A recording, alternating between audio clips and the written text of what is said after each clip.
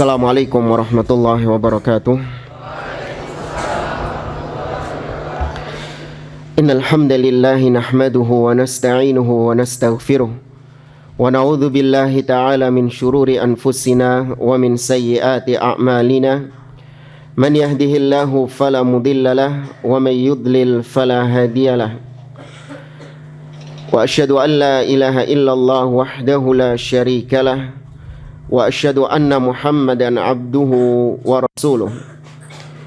Ya ayyuhalladzina amanu taqullaha haqqa tuqatih wa la tamutunna illa wa antum muslimun. Ya ayyuhan nasu taqu rabbakumul ladzi khalaqakum min nafsin wahidah wa khalaqa minha zawjaha wa batha minhuma rijalan katsiran wa nisaa'a wattaqullaha alladzi tasaaluna bihi wal arham innallaha kana 'alaikum raqiba.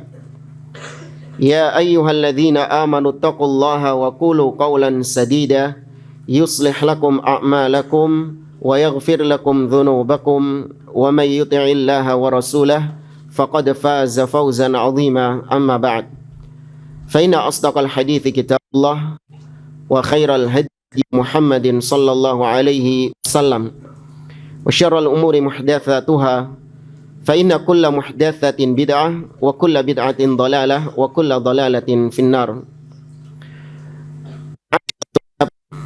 Rahimani wa rahimakumullah. Alhamdulillah, segala puji bagi Allah Subhanahu wa taala yang mengumpulkan kita di majelis yang mulia ini. Kita di pagi hari ini dipertemukan oleh Allah Subhanahu wa taala di tempat yang mulia, salah satu majelis ilmu yang mana kata Nabi sallallahu alaihi wasallam, "Idza marartum bi riyadil jannah farta'u." Apabila kalian melewati taman surga, maka hentilah sejenak. Apa itu taman-taman surga? Majalis adzikr, yaitu majelis-majelis ilmu. Kita di pagi hari ini insyaallah akan memulai mengkaji sebuah kitab yang bertemakan tentang al-manhaj. Kitab tersebut sebagaimana mungkin sudah diumumkan, apa judulnya? La ahad ya'rif?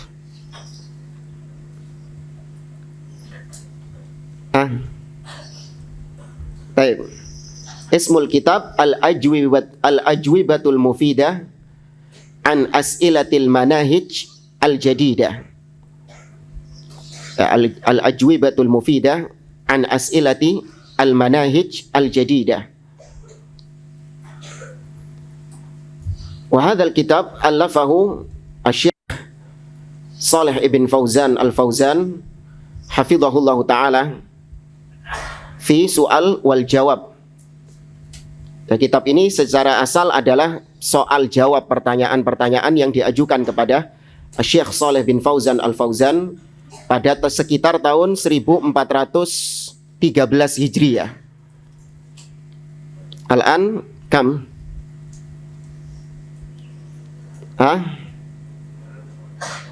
Dan kam sana? Sudah berapa tahun berarti? 1413 Hijriah.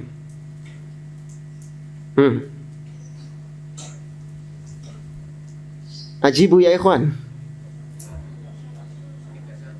31 tahun. Sahih? Baik. Limadha naqra hadzal kitab wa nubayyin hadzal kitab li'annana nara fi hadzal yawm wa fi hadzal zaman alladzina yantasibuna ila salafiyyin wa ila ad-da'wati salafiyah zallu fil manhaj wa insahu fi aqidatihim. Kita mendapati banyak di antara orang-orang yang menisbatkan diri kepada manhaj salafiyah, la siyama ad-du'at, terutama para dai-dainya, para ustadz-ustadznya, tanpa terkecuali para dai-dainya yang menisbatkan diri kepada manhaj salaf. Mereka itu meskipun memiliki akidah yang lurus, ya, akidahnya sesuai dengan akidah salaf, masalah tauhid, masalah asma wa sifat, masalah arkanul iman, semuanya sesuai dengan manhaj salaf. Akan tetapi dalam masalah manhaj mereka tergelincir di sana. Di sini ada ucapan yang bagus dari seorang ulama yang merupakan salah satu murid dari Syekh Muhammad Nasiruddin Al-Albani rahimahullah ta'ala, yaitu Syekh Walid ibn Saif An-Nasr hafizahullah ta'ala. Beliau memiliki kitab Syarah Usul As-Sunnah. Ya, Usul As-Sunnah. Manil mu'allif li hadzal kitab?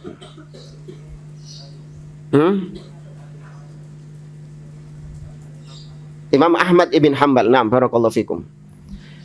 Taib, qala Syekh Walid ibn Saif An-Nasr hafizahullah ta'ala fi muqaddimatihi, wal ajab annaka tara rajulan al-yawma aqidatuhu sahiha fi julli masail al-i'tiqad atau masailid din. Yahtaj ila tarjamah am la?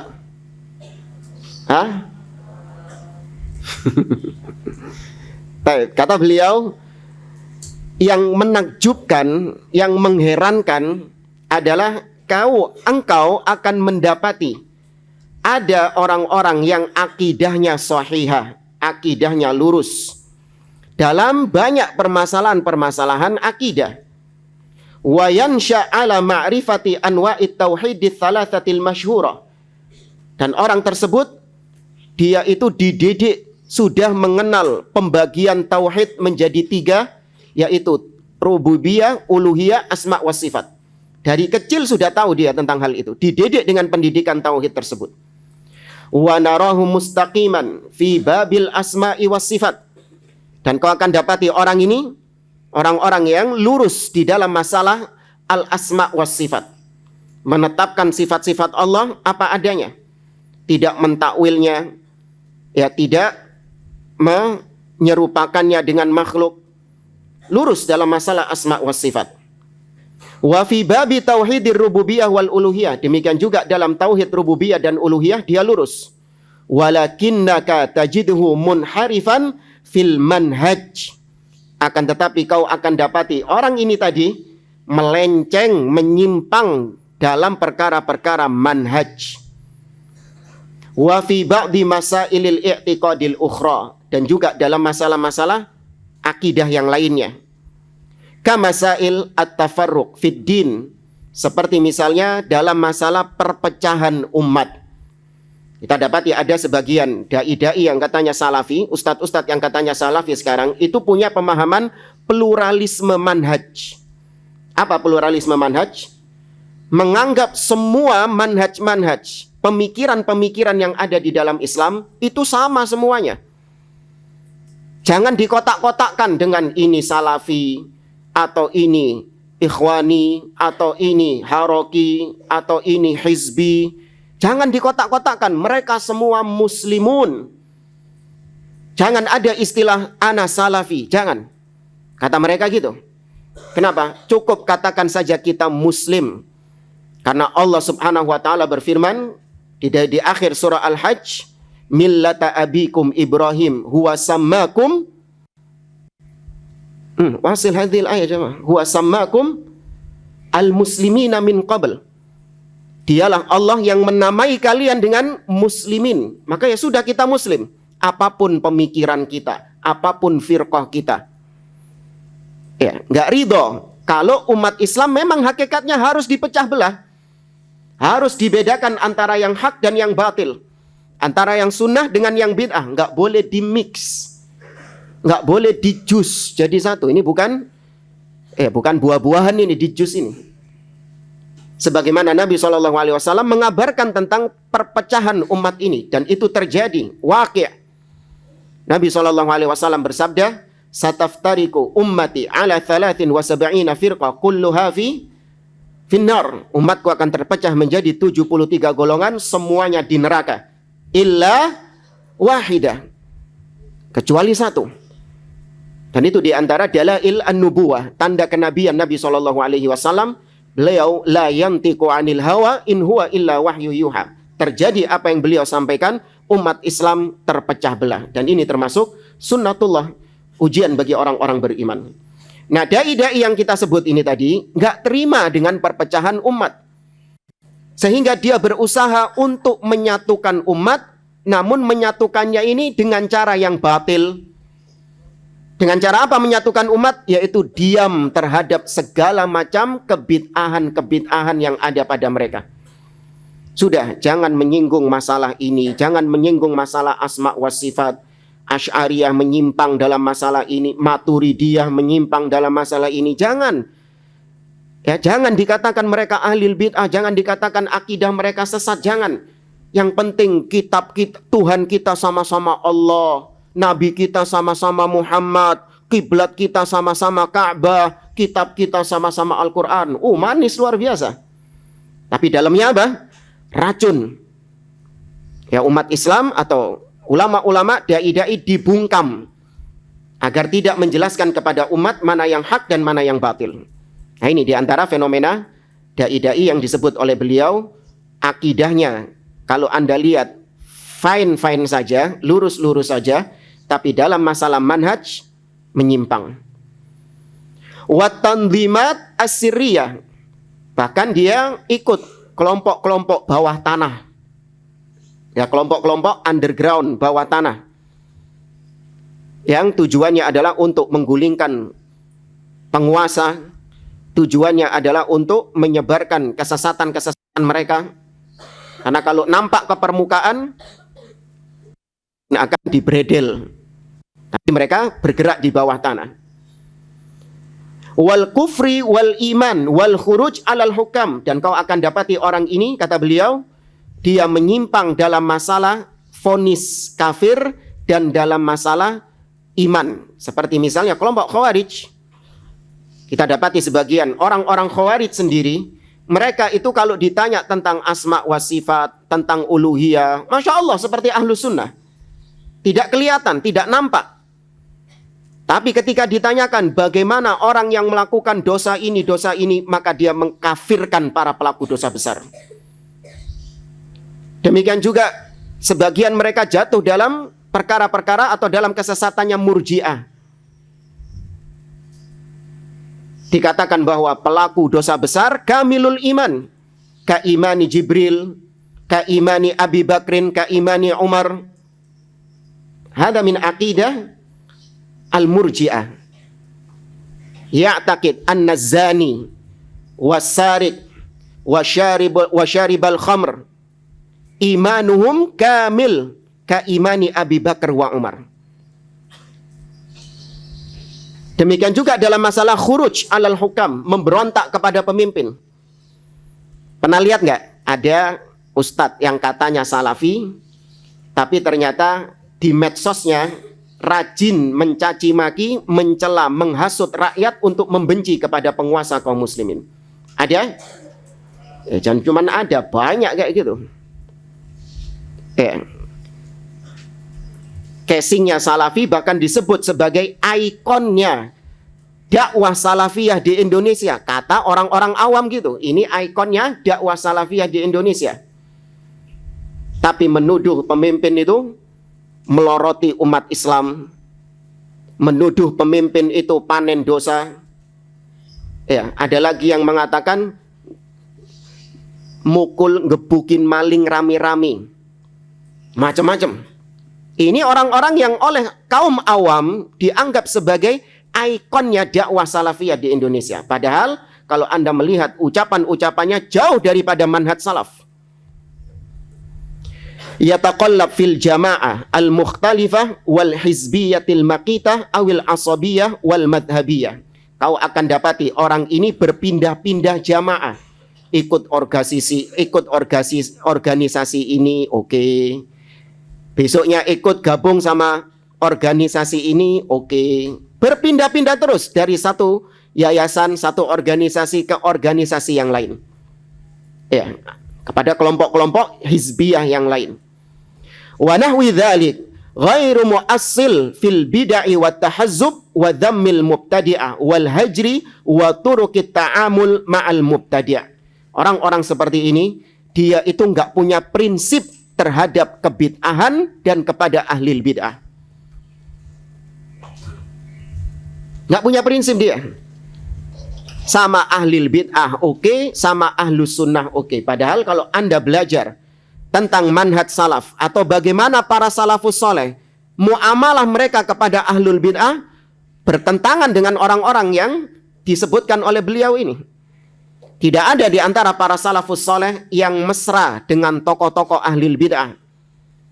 Tidak ada di antara para salafus soleh yang memuji-muji ahlul bid'ah. Bahkan merekomendasikan ahlul bid'ah untuk diambil ilmunya. Tidak ada. Mereka semua sangat lantang, sangat tegas menghindarkan umat dari tokoh-tokoh ahlul bid'ah tersebut. Seperti Abdullah bin Abbas. Abdullah bin Abbas mengatakan, la tujalisu ahlal bid'ah fa inna mujalasatahum mumridatun lil qulub. Jangan duduk bermajlis dengan ahlul bid'ah. Karena duduk dengan ahlul bid'ah itu bisa menyebabkan hati berpenyakit. Demikian juga kata Al-Imam Abul Jauza rahimahullahu ta'ala. Beliau mengatakan, li an yujawironi qiradatun wa khanazir ahabbu ilayya min an yujawironi ahadun minhum ay ahlul bid'ah. Sungguh aku bertetangga dengan monyet-monyet dan babi-babi lebih mending bagiku daripada aku bertetangga dengan ahlul bid'ah.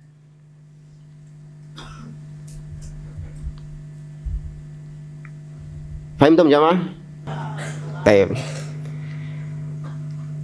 Dan ucapan-ucapan keras yang lain dari para ulama as-salaf.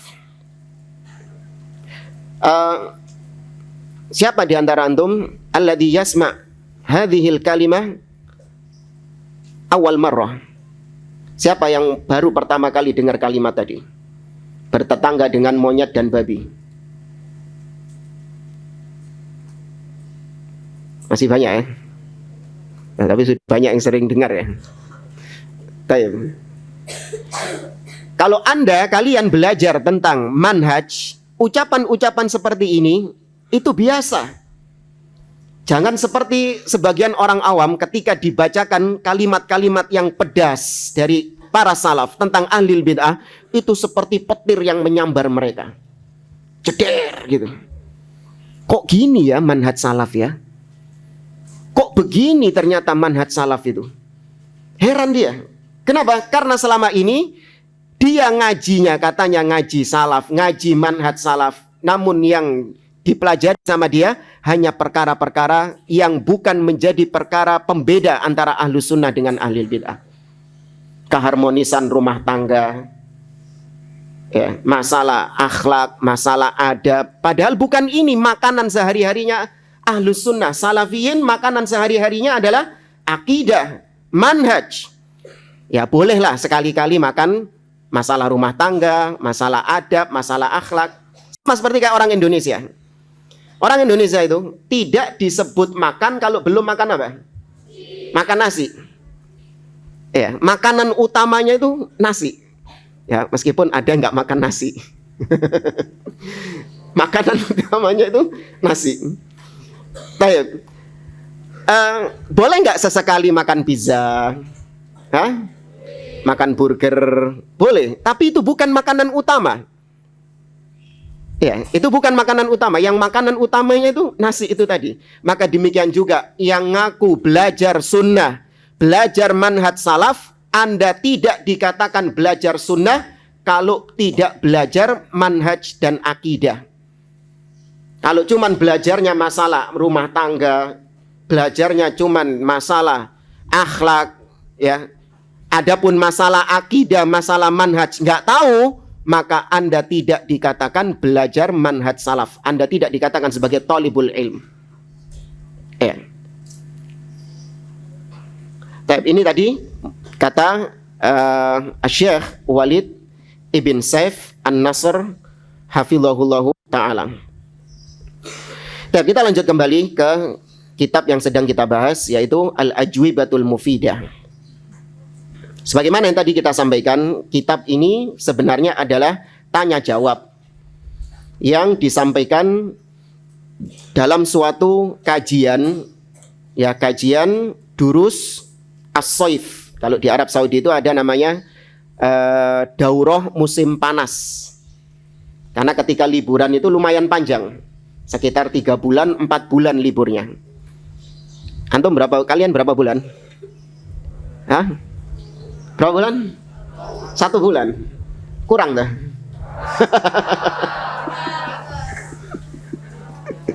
Mau kayak yang di Saudi sana 4 bulan ini. Tapi isinya daurah terus loh ya. Hah? Bukan santai-santai di rumah, bukan. Ya, tolib-tolib di Saudi sana meskipun libur, mereka tetap belajar. Karena ketika liburan di sana diadakan daurah-daurah untuk mengisi kekosongan. Nah, diantaranya ada daurah musim panas. Nah, di situ para ulama-ulama bikin daurah 1 pekan, 2 pekan, menyelesaikan 1 kitab tertentu. Ya, jadi liburan mereka tetap diisi dengan belajar. Karena memang namanya thalibul ilmi tidak pernah lepas dari belajar. Nggak di sekolah, nggak di rumah, nggak ketika jam pelajaran, nggak ketika liburan, tetap fokus mereka itu adalah belajar. Nah, ini disampaikan pada tahun tadi 1413 Hijriah, 1413 Hijriah di kota Taif.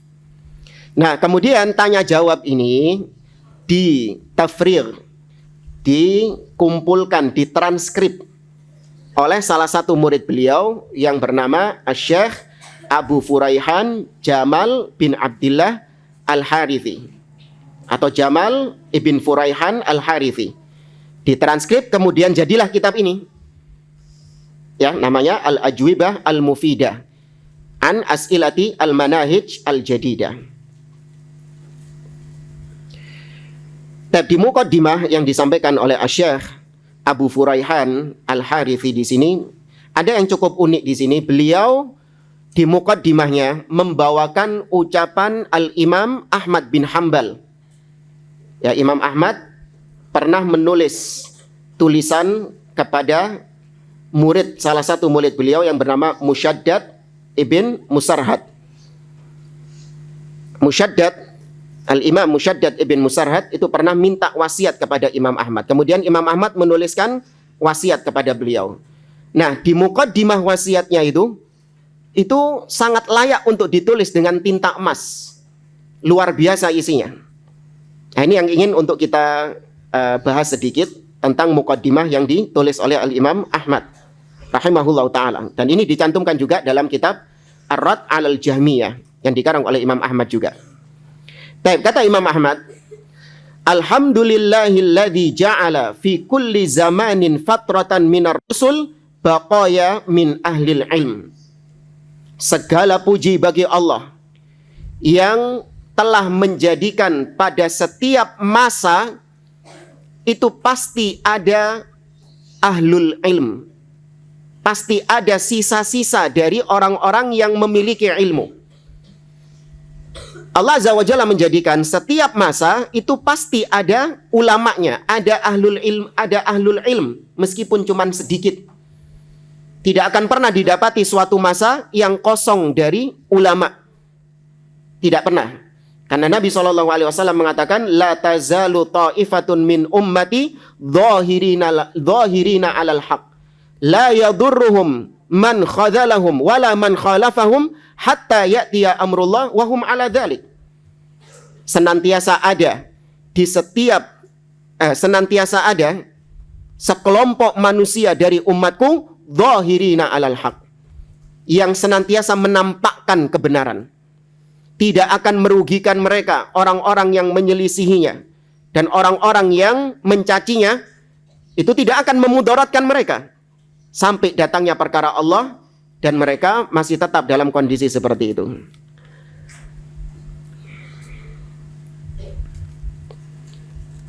Ana la aftah majal soal wal jawab. Ana belum buka masalah soal jawab, kok sudah ada ini. Oke Ustaz.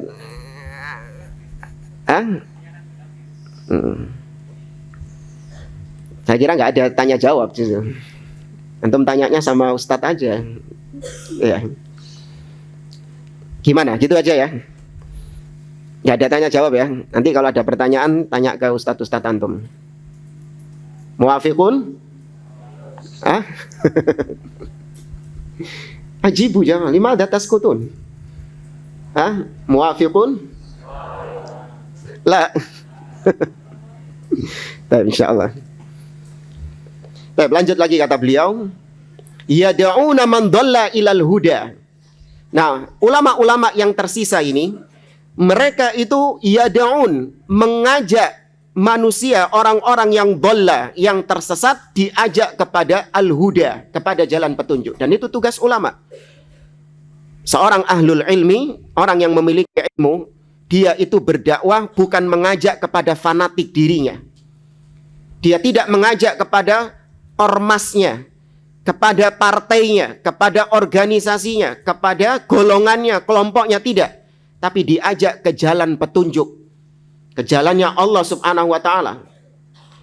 Wa yasbiruna minhum alal adha. Dan para ulama ini, kata beliau, mereka bersabar dari gangguan-gangguan yang menimpa mereka. Jadi kalau Anda berdakwah, mengajak manusia ke jalan Allah, pasti ada yang mengganggu Anda. Itu sudah menjadi sunnatullah. Apa artinya sunnatullah? Hukum sebab akibat yang pasti. Sebagaimana Anda kalau kena api, kalian kalau kena api, maka akibatnya panas, terbakar. Itu sunnatullah sudah. Kalau nggak makan, akibatnya lapar. Kalau nggak minum, akibatnya haus. Maka demikian juga kalau Anda berdakwah dengan cara yang benar, di atas kebenaran, dan Anda ajak kepada al-haq manusia ini, pasti ada yang memusuhi Anda. Nggak perlu dicari ya, awas. Memang ahlu sunnah itu tidak nyari musuh. Jangan nanti ketemu orang di jalan dipukul. Kenapa? Anak nggak punya musuh soalnya. Soalnya ahlu sunnah itu katanya harus punya musuh. Enggak. Nggak nyari musuh, tapi otomatis. Ya, otomatis pasti ada yang memusuhinya. Jangankan kita, Nabi SAW kurang hikmah apa dalam dakwahnya, kurang bijak apa dalam dakwahnya, tapi tetap beliau dimusuhi. Bahkan yang memusuhi beliau adalah orang-orang yang termasuk keluarga terdekat beliau. Maka jangan heran, ya, nanti jangan heran kalau Anda terjun ke medan dakwah misalnya, Anda mengajak orang-orang terdekat untuk ke jalan sunnah, ke jalan tauhid, ternyata Anda mendapatkan permusuhan yang luar biasa, nggak usah heran. Inilah memang realita dakwah seperti itu. Kemudian kata beliau, yuhyuna bi kitabillahil mauta. Para ulama-ulama ini, mereka dengan Al-Quran, dengan kitabullah, menghidupkan orang-orang yang mati. Wah, ini Masya Allah ini. Karomah ini, wali ini. Bisa menghidupkan orang mati, kalah Nabi Isa. Yang dimaksud mati di sini apanya yang mati? Hatinya mati. Ya, bukan fisiknya. Karena orang yang tersesat itu memang dianggap sebagai mayit. Ya, orang yang tersesat tidak di atas jalan petunjuk itu tidak dikatakan sebagai orang yang hidup, tapi dia dikatakan sebagai mayit. Allah mengatakan awaman kana mayitan fa ahyainahu wa ja'alna lahu nuran. Yahtaj ila tarjamah. Karena pengennya itu langsung baca ayat itu loh, gak usah pakai diterjemahkan gitu. Gak usah ya? Masa gak paham tuh?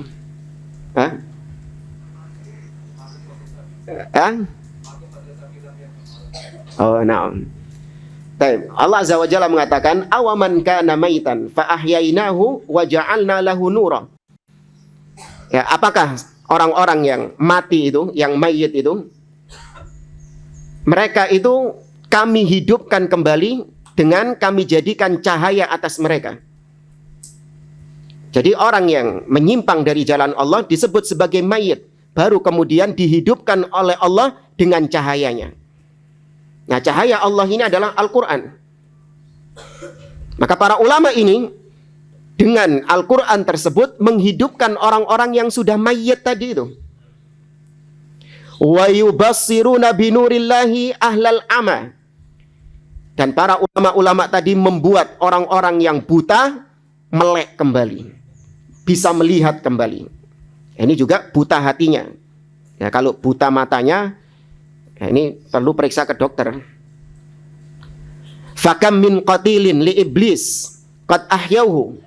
Berapa banyak korban-korban iblis Orang-orang yang sudah dibunuh sama iblis dihidupkan kembali oleh para ulama tadi. Apa maksudnya korbannya iblis?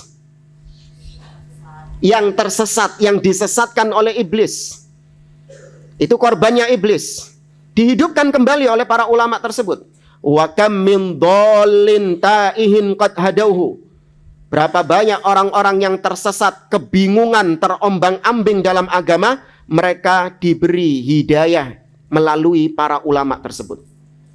Fama ahsana atharahum 'alan nas wa akbaha atharun nasi 'alaihim. Sungguh indah sekali pengaruh ulama kepada manusia. Dan alangkah buruknya pengaruh manusia terhadap para ulama. Yanfuna an kitabillahi tahrifal ghalin wa intihalal mubtilin wa ta'wilal jahilin. Tugas para ulama adalah menyingkirkan dari agama Allah ini, disingkirkan tahrifnya orang-orang yang hulu, penyelewengan-penyelewengan yang dilakukan oleh orang-orang yang ekstrim, wantihalal mubtilin, dan kesesatan-kesesatan yang dilakukan oleh orang-orang yang batil, wa ta'wilal jahilin, dan takwilnya, tafsirnya orang-orang yang jahil, yang bodoh. Dan kita hidup di zaman itu, di mana kita dapati orang-orang yang jahil berbicara tentang agama. Orang-orang yang bodoh berbicara tentang agama. Berfatwa, ini halal, ini haram, ini syirik, ini tauhid, tanpa dengan ilmu, tanpa didasari ilmu. Ya. Tapi ini ucapan Imam Ahmad bin Hanbal. Para jamaah rahimani wa rahimakumullah. Kitab ini tadi judulnya Al-Manhaj. Ya, berbicara tentang manhaj. Temanya itu tentang manhaj. Namanya saja Al-Ajwibatul Mufidah an As'ilati Al-Manahij. Al-Manahij jam'u manhaj. Baik. Mal muradu bil manhaj?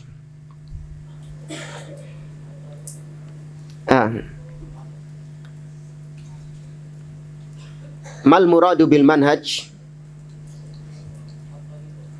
At-tariqah, na'am, barakallahu fiik. Al-manhaj fil lughah bimakna at-tariqah. Wa yusta'malu al-manhaj fi masail katsirah. Istilah manhaj ini digunakan dalam berbagai permasalahan-permasalahan. Seperti dalam, bukan cuma permasalahan agama, permasalahan-permasalahan duniawi. Seperti misalnya, kalau di sekolah ini ada istilah al-manhaj ad-dirasi. Apa artinya berarti? Al-manhaj ad-dirasi. Kurikulum. Ya, bahasa singkatnya kalau di Indonesia, kurikulum. Al-manhaj ad-dirasi. Demikian juga para ustadz juga punya istilah manhaj at-tadris. Apa manhaj tadris? Manhaj ta'lim. Metode mengajar. Ya. Manhaj, misalnya manhaj apalagi misalnya, ya banyaklah metode mengajar, metode kurikulum, atau metode memasak mungkin, ya, macam-macam. Itu disebut dengan al-manhaj fil lughah, dalam segi bahasa. Adapun yang dimaksud manhaj di kitab ini itu lebih khusus adalah manhaj dalam dakwah. Ya, lebih khusus lagi, manhaj di dalam dakwah. Ada kitab yang semisal dengan kitab ini, ditulis oleh Syekh Ahmad bin Yahya An-Najmi rahimahullahu ta'ala.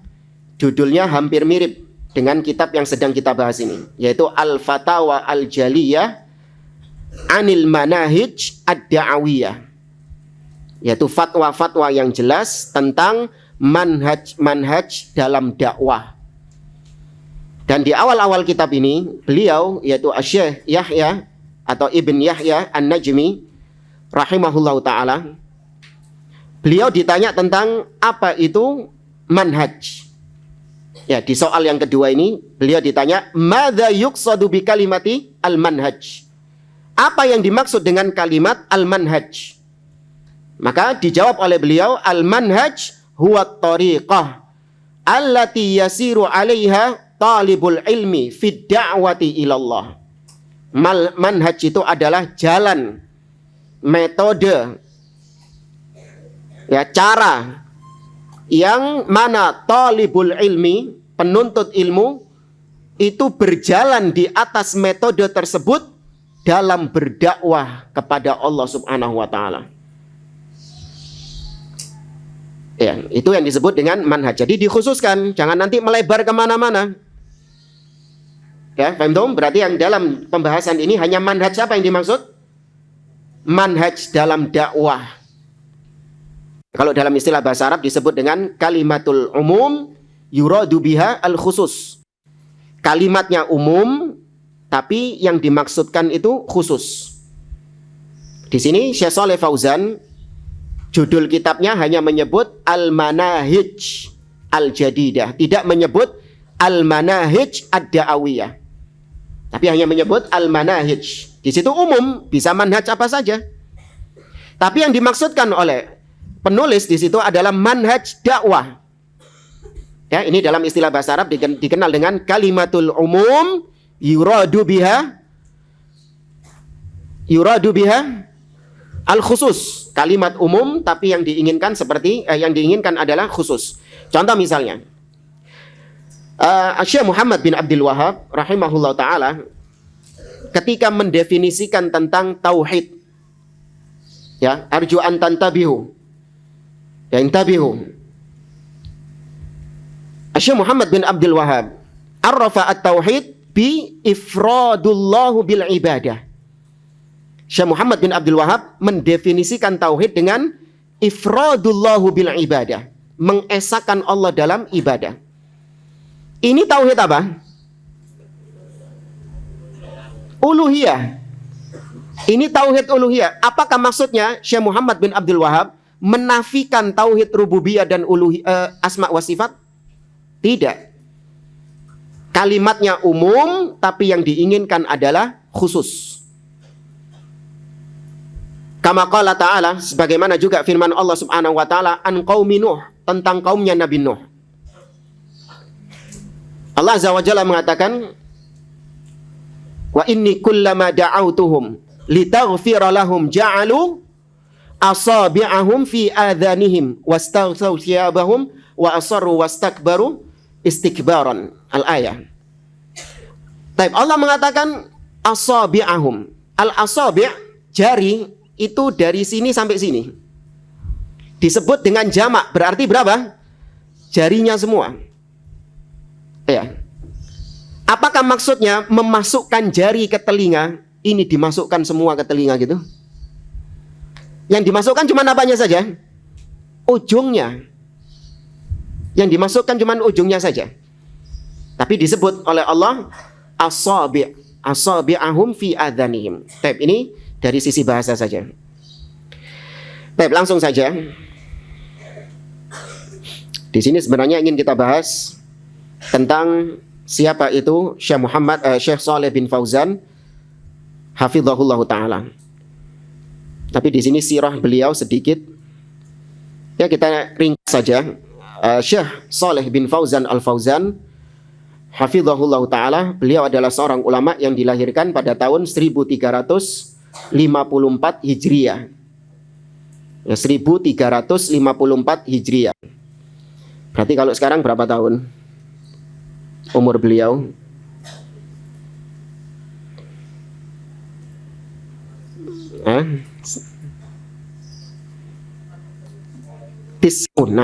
Umur beliau sekitar 90 tahun. Dan beliau masih aktif mengajar sampai sekarang. Ya, ini barokah di dalam umur.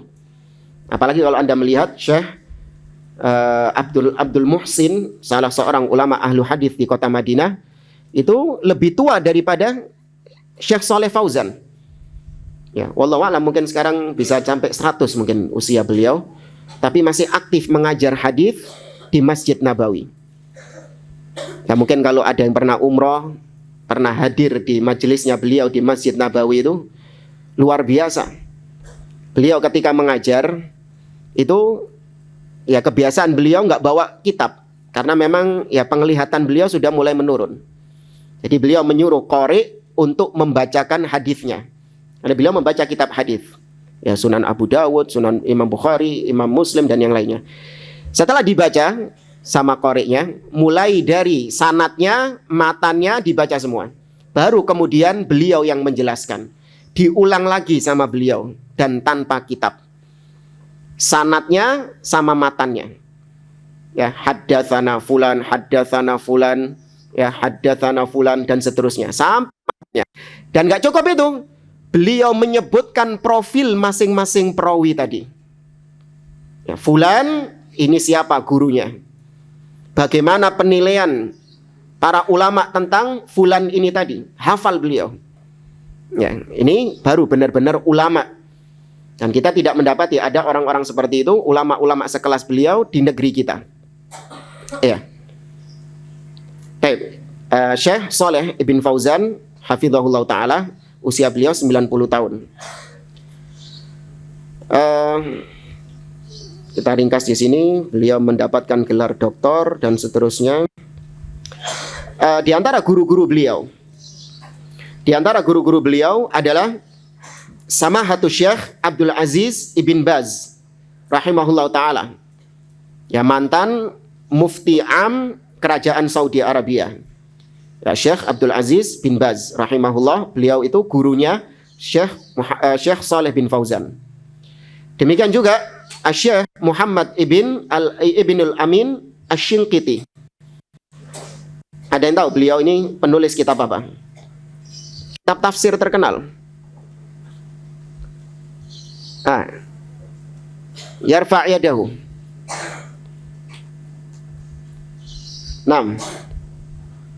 Loh. Tak kira mau jawab antum. Adwaul Bayan. Naam, barakallahu fikum.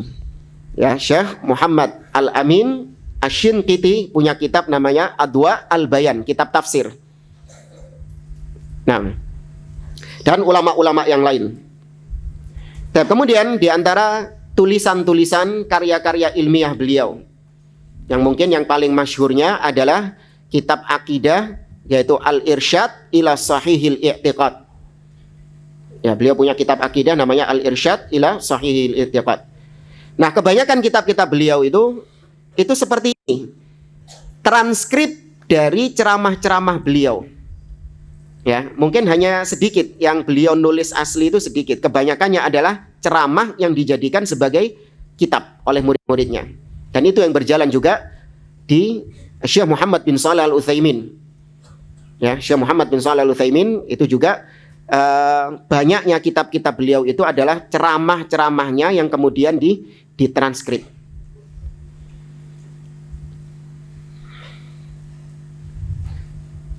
طيب خلاص نتوقف إلى أي ساعة؟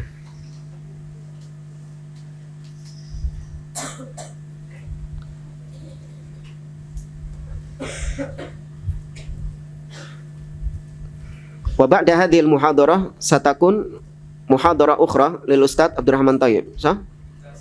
الساعة 9. ها؟ خلاص.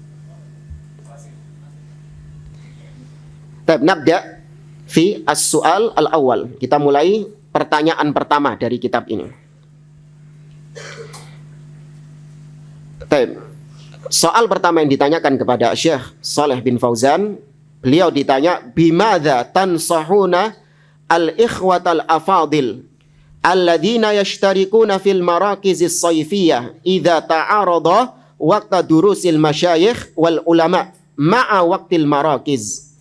Fahal yahduruna ad-durus am yabquna fil marakiz ma'at tafsil likathratil kalami fi hadzal mawdu' baina syabab. Pertanyaannya, wahai Syekh, apa nasihatmu kepada sebagian saudara-saudara kami yang ikut training-training ketika liburan? Jadi di Saudi itu ketika liburan biasanya kampus-kampus atau sekolah-sekolah itu mengadakan training-training, kegiatan-kegiatan untuk mengisi liburan. Ada yang diisi dengan daurah ilmiah, tapi di kampus. Ya, ada yang diisi dengan kegiatan-kegiatan seperti rihlah, atau kegiatan-kegiatan seperti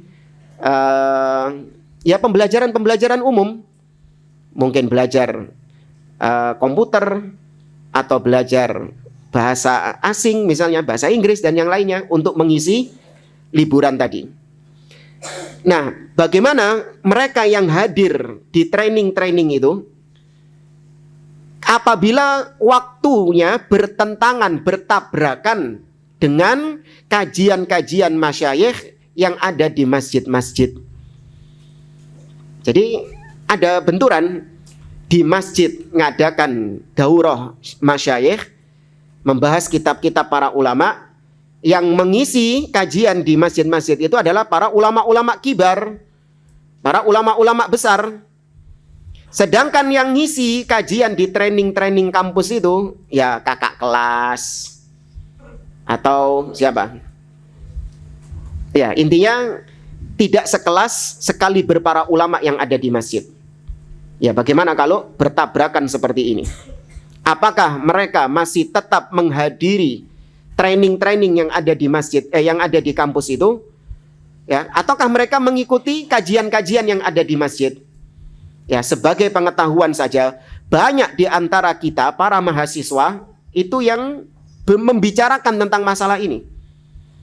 Jadi, wallahu a'lam, kita nggak mendapati hal itu ya di sini, atau mungkin wallahu a'lam ada yang sudah mendapati peristiwa seperti ini di sini. Jadi, sebagian ikhwah di sana itu, kamu ikut mana? Ikut daurah di masjid atau di kampus? Anak di masjid saja. Wah, kamu yang ikut di kampus ini nggak menghormati ulama begini-begini. Akhirnya terjadi silang pendapat di antara mereka. Ini ditanyakan kepada para ulama. Dan demikian juga kita kalau misalnya tidak mengetahui suatu perkara, tanya kepada orang yang berilmu. Sebagaimana anjuran Allah, perintah Allah Subhanahu wa taala, fas'alu ahla dzikrin kuntum la ta'lamun. Jangan diputusi sendiri. Oh, menurut saya begini, menurut saya begitu. Enggak. Minta wejangan kepada orang yang lebih berilmu daripada Anda. Baik, maka dijawab oleh beliau, al-maqsudu bil marakiz tahdhibut tullab wa ta'limuhum.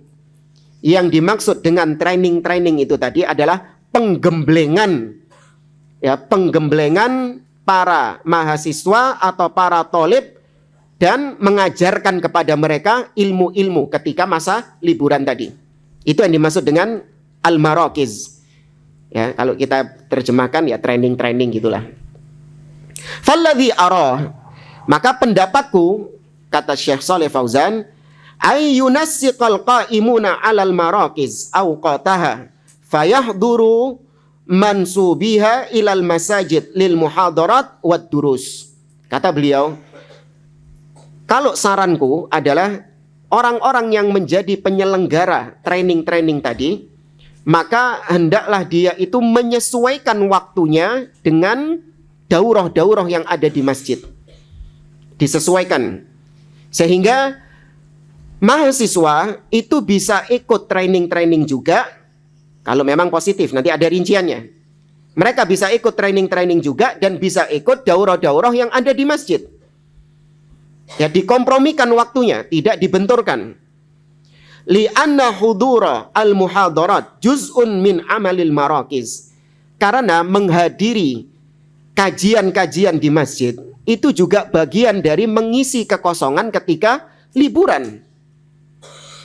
Ya, hadir di masjid-masjid, kajian-kajian, daurah-daurah kitab di masjid itu juga mengisi waktu liburan kita. Ya, badal ma ta'ti bil muhadar lahum fil marakis tadhhab bihim ilal muhadir fil masjid. Ya, sehingga orang yang ingin ikut pengajian daurah yang ada di masjid itu tidak bisa atau diharuskan memilih salah satunya daripada memilih salah satunya. Karena waktunya berbarengan, jadi dia harus milih antara training di kampus atau kajian yang ada di masjid. Wahada afdol. Nah, ini digabungkan, dikompromikan, kalau bisa itu afdol. Li'anna hudurahum fil masjid wa fi baitin min buyutillah yasma'una fihil ilma afdol min baqaihim fil marakis. Karena secara asal hadir di masjid itu fadilahnya, keutamaannya lebih besar daripada selain masjid. Ya. Karena kalau training-training itu biasanya diadakan di hotel, ya kan? Diadakan di aula, ya. Ini kalau dibandingkan dengan di masjid, lebih afdol mana? Lebih berkah mana? Masjid, kata beliau. Kemudian falhasil annahu yajibu 'alal qa'imina 'alal marakis ay yunassiqul baramij bihaitsu yaj'aluna li huduril muhadarat fil masajid waqtan min baramijihim wa la yahsul ta'arud al baramij ma'al muhadarat wa hadha min jumlati maqasidil marakiz kama dzakarna. Yang kita ucapkan tadi digabungkan. Baik, ada tambahan dari kitab yang satunya yang tadi kita bahas, yaitu kitab Al-Fatawa Al-Jaliyah oleh Syekh Ahmad bin Yahya An-Najmi. Dengan pertanyaan yang hampir mirip.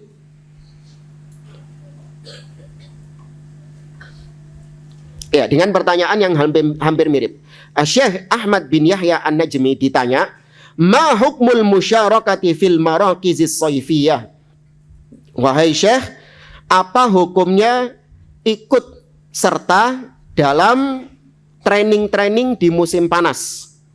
Wa qada'il awqati fiha, dan menghabiskan waktu di situ.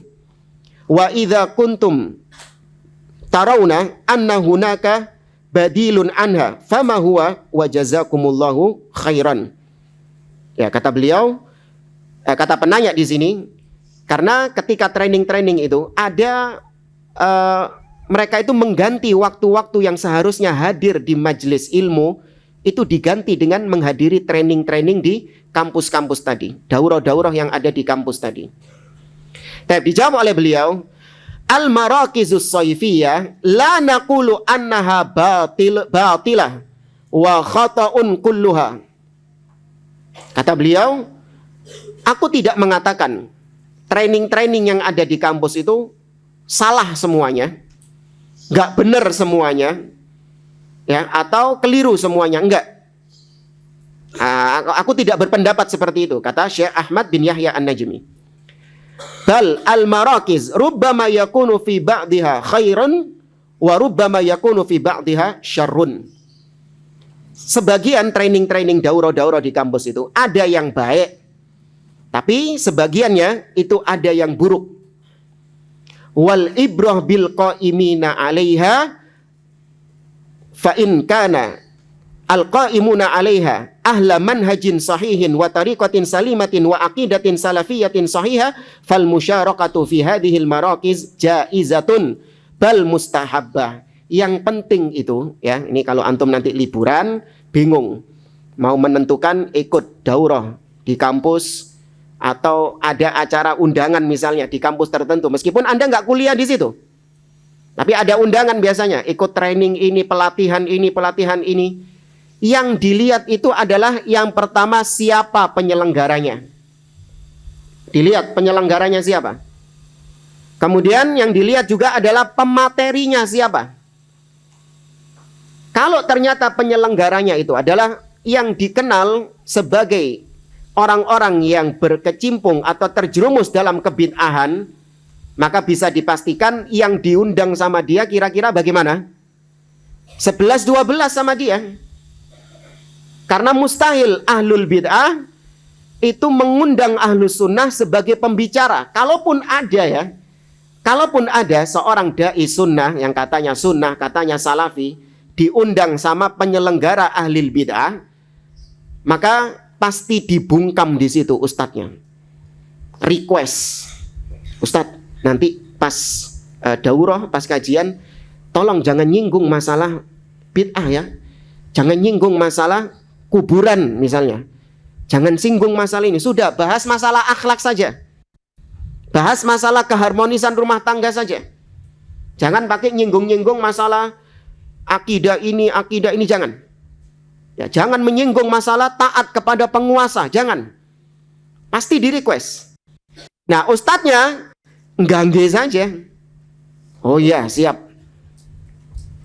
Ya, tapi kalau dia ini ustadz yang memang tidak mencari dunia, ya tidak mencari pujian manusia, nggak mau dia diatur-atur demikian. Ya, yang disampaikan qala Allah, qala Rasul, suka nggak urusan dia. Ya, itu. Maka dilihat penyelenggaranya siapa, kemudian pematerinya siapa. Kata beliau, kalau yang ngisi pematerinya itu adalah, penyelenggaranya juga adalah orang-orang yang di atas manhaj yang benar, di atas jalan yang lurus, akidah salaf, di atas akidah salaf yang sahihah, maka ikut serta dalam training-training seperti ini boleh, bahkan dianjurkan. Li'anna fiha khairun, karena itu banyak kebaikan di dalamnya. Tapi sebaliknya, ya wa in kanat hadhil marakiz yushrifu 'alaiha unasun ashabu bid'ain mudillatin wa dhalatin wa ashabi hizbiyat wa manahij khati'ah, fa innal musyarakata fi hadhil marakiz allati bihadhihi surah la tajuz. Tapi kalau penyelenggaranya ahlil bid'ah, pematerinya jelas-jelas ahlil bid'ah, jangan Anda ikut bergabung di dalamnya. Maka al-ibrah itu diambil dari hakikatnya, jamaah. Jangan ngelihat nama. Ya, hati-hati, jangan tertipu dengan nama. Nama itu mengecoh. Daurah apa misalnya? Daurah akidah salaf misalnya. Ada satu kampus ngadain daurah akidah salaf. Ya, ternyata setelah dicek pematerinya adalah ahlul bid'ah semuanya. Jangan tertipu dengan nama, yang dilihat adalah hakikatnya. Ya, dan ini memang triknya iblis, triknya syaitan. Menamai sesuatu yang batil dengan sesuatu yang hak. Ya, itu triknya syaitan. Sudah sejak dahulu ketika syaitan menipu ayah kita Adam alaihissalam.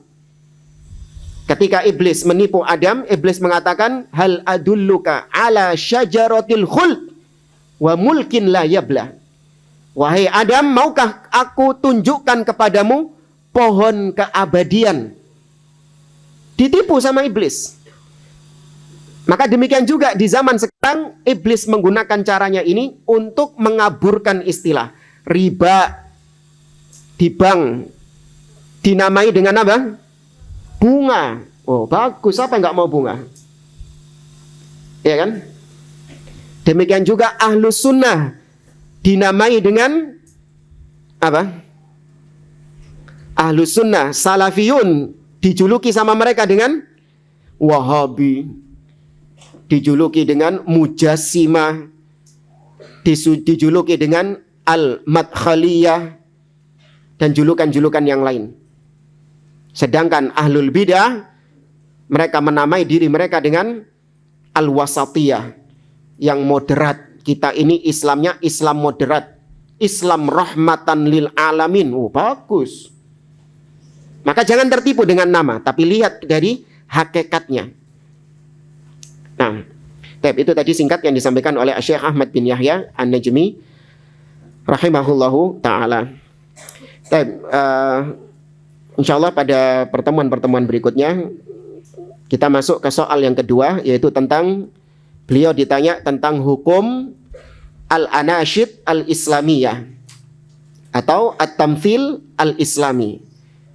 Hukum musik-musik islami atau nasyid-nasyid islami atau at-tamthil, yaitu apa? Pagelaran, baik itu film atau teater, ya, tapi dibungkus dengan islami, pertunjukan Islam. Karena itu juga ada dalam training itu.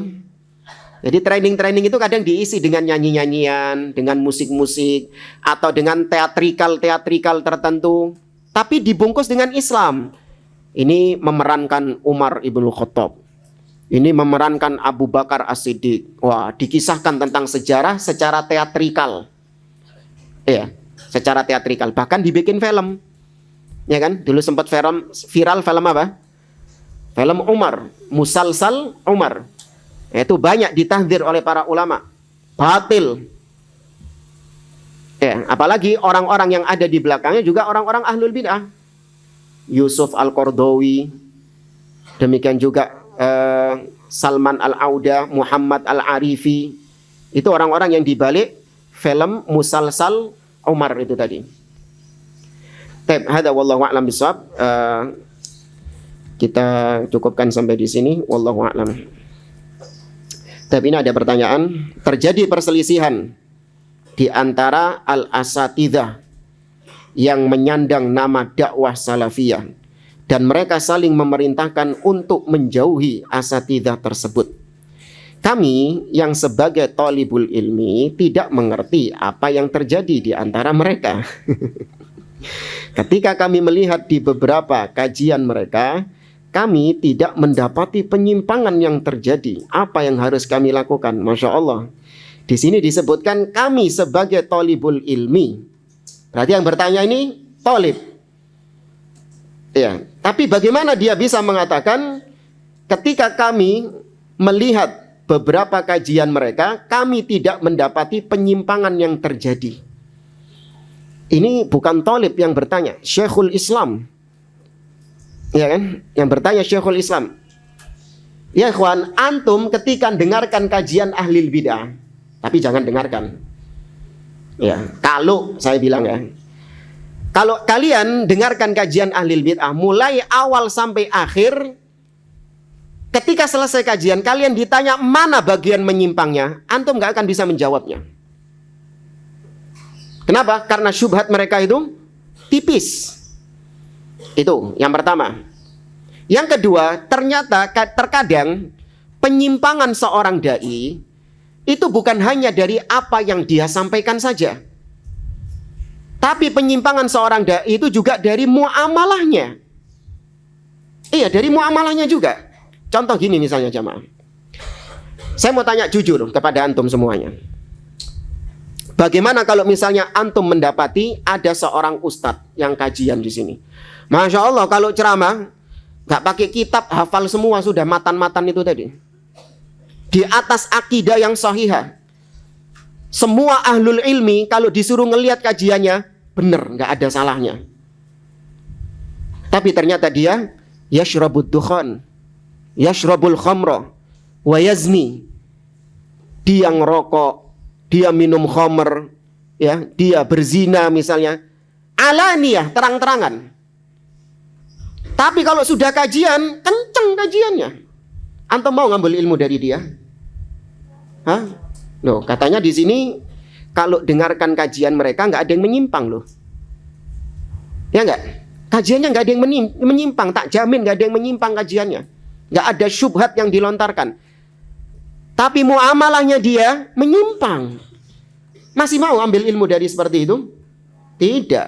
Nah, demikian juga dai-dai yang diperingatkan untuk tidak mengambil ilmu dari mereka, itu jangan dilihat cuman dari isi kajiannya saja, tapi juga dilihat dari bagaimana manhajnya dia. Ternyata sama ahlil bid'ah mesra. Ya kan? Sama ahlil bid'ah mesra. Ketemu di tenda haji, foto bareng. Insya Allah mesra. Ya, selfie sama ahlil bid'ah. Ya, tidak ada pengingkaran terhadap ahlil bid'ah. Nongkrong bersama mereka, bahkan ketika mereka meninggal tarahum. Ya, memuji-muji telah meninggal Ustadz fulan. Ahlil bid'ah ini dipuji-puji sama dia. Kenapa? Kan sudah meninggal gitu. Loh, emang kalau meninggal kesesatannya meninggal juga? Jamaah, ahlil bid'ah kalau meninggal kesesatannya mati juga enggak? Tidak. Sampai sekarang para ulama-ulama tetap memperingatkan umat dari bahaya pemikirannya Sayyid Qutb, dari kitab-kitabnya Sayyid Qutb. Padahal Sayyid Qutb mati tahun berapa? Udah lama wesan. Tapi tahdzir, peringatan kepada Sayyid Qutb sampai detik ini para ulama masih gencar memperingatkan kepada kaum muslimin. Karena pemikiran Sayyid Qutb masih ada, bukan terus meninggal bersamaan dengan meninggalnya orangnya, tidak. Ya, maka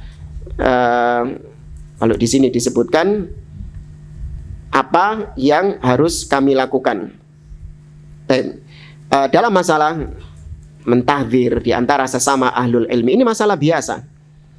Ya, bukan perkara aib atau bukan perkara yang mengherankan, tidak. Sejak dahulu memang sudah terjadi hal-hal demikian. Dan itu memang ujian untuk supaya menyaring siapa yang benar, yang memang tulus meniti manhaj salaf, dan siapa yang abal-abal, hanya ngambil manhaj salaf ini yang sesuai dengan seleranya saja. Seperti makan prasmanan gitu loh. Anda kalau makan prasmanan itu, yang Anda ambil cuman yang apa? Yang suka, ya kan? Yang suka tok yang diambil. Nah, demikianlah sebagian yang katanya dai salafi, yang diambil dari manhaj salaf cuman yang sesuai dengan seleranya.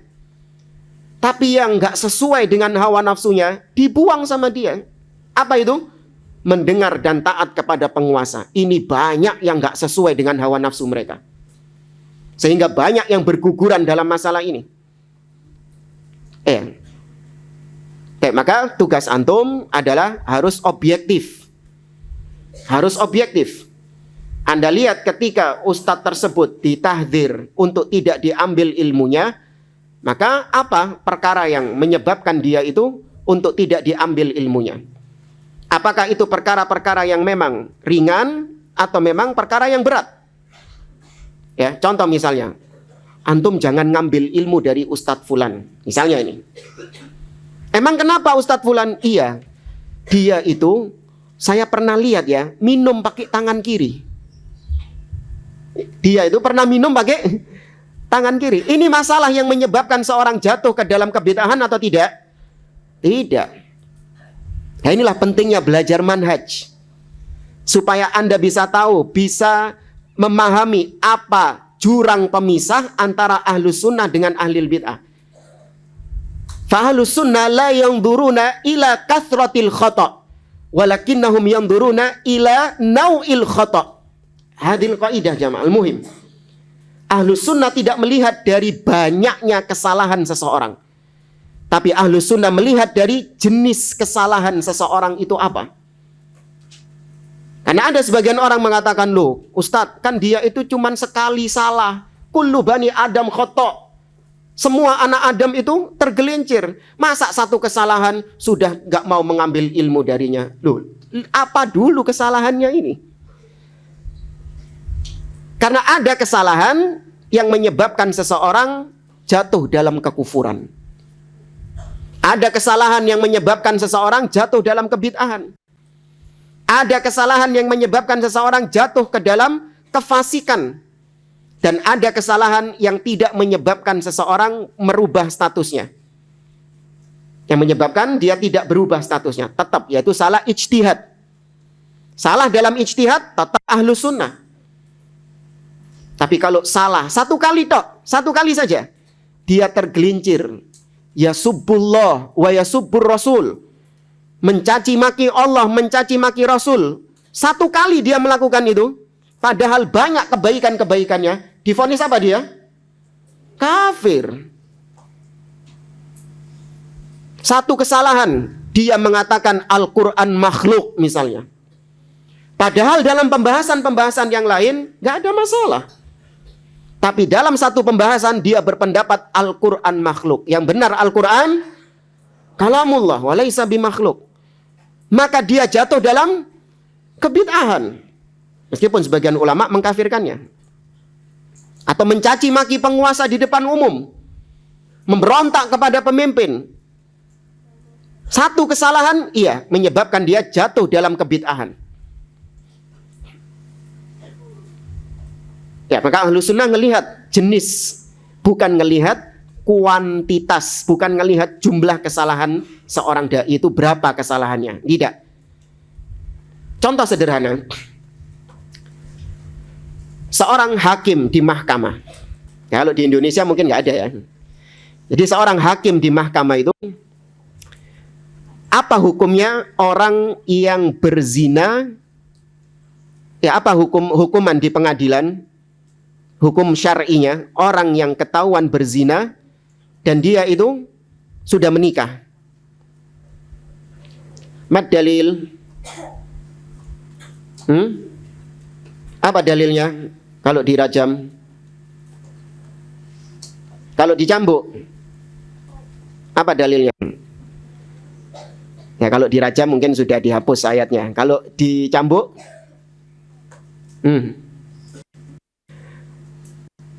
masa satu nggak ada jamaah? Apa malu? Hah? Surat An-Nur. Nah, fadhal. Az-zaniyatu waz-zani. Naam. Apa tadi kok salah? Gak ada mic dah. Gak ada mikrofon buat yang jawab pertanyaan. Irfa sautak.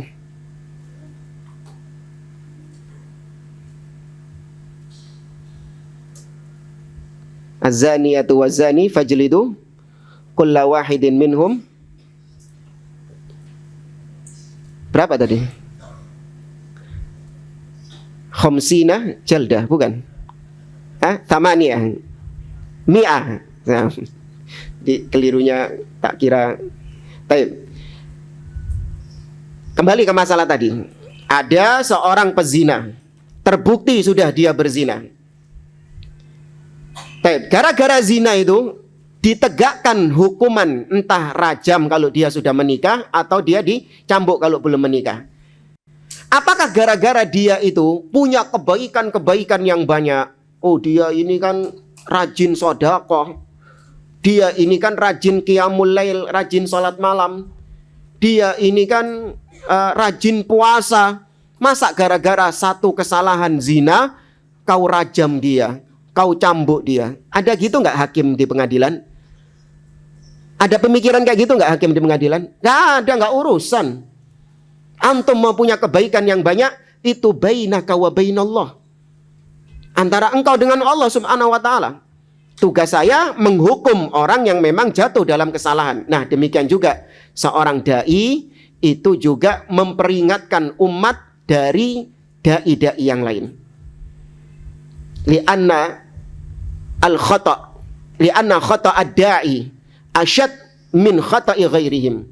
Kesalahan seorang ustadz, seorang da'i, itu lebih dahsyat daripada kesalahan yang bukan ustadz. Kenapa alasannya? Li'anna khata'ad da'i yunsab ilad din. Karena kesalahan seorang da'i, seorang ustadz, itu dinisbatkan kepada agama. Benar nggak? Berapa banyak ada ustadz yang keliru ngerokok? Ini kiai-kiai ini ngerokok.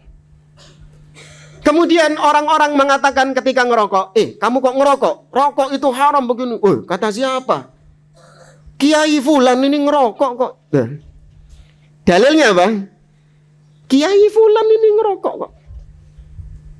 Coba kalau orang awam, orang biasa gitu, yang bukan ustadz, tidak dikenal sebagai seorang ulama, seorang ustadz gitu. Ketika dia ngerokok, ada yang niru? Nggak ada yang niru. Makanya kenapa para asatidzah, para ulama itu kok lebih ngincer ustadz-ustadz? Bukan karena mereka ini saingan, kalah saing, bukan. Tapi memang inilah penjagaan terhadap agama. Ya, menjaga agama Allah lebih didahulukan daripada menjaga nama baik si ustadz yang ditahdzir tadi. Paham tuh jamaah? Ya, maka harus objektif tadi. Makanya antum tetap banyak-banyak belajar agar bisa tahu mana yang hak dan mana yang batil untuk antum tinggalkan. Tapi wallahu taala alam. Nanti kalau ada yang mau tanya lagi sama asatidzah atau nanti sama Ustadz Abdurrahman Thayyib nanti insyaallah. Baik, ya fi jamaah. Baik, barakallahu fikum. Kita akhiri. Subhanakallahumma wa bihamdik asyhadu an la ilaha illa anta astaghfiruka wa atubu ilaik. Wa akhiru da'wana anil hamdulillahi rabbil alamin. Assalamualaikum warahmatullahi wabarakatuh.